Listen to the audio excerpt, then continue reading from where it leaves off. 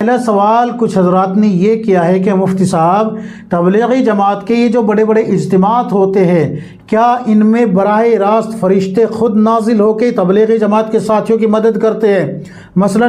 جیسے کہ ٹینٹ لگانا، ٹینٹ اکھاڑنا، اسی طریقے سے تبلیغی جماعت جب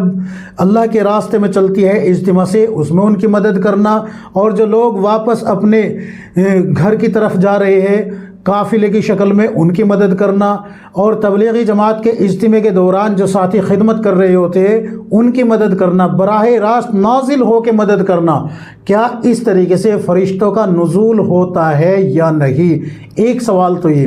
دوسرا سوال یہ کہ کیا حضرت مولانا سعد صاحب دامت برکاتہم پر کبھی قتل کا الزام عائد ہوا ہے؟ اگر ہوا ہے اور پھر حضرت نے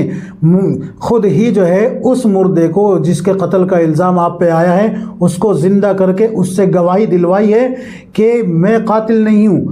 کیا ایسا ہوا ہے؟ یہ دو سوال ہیں جن کے جواب آپ حضرات کی خدمت میں پیش کیے جا رہے ہیں۔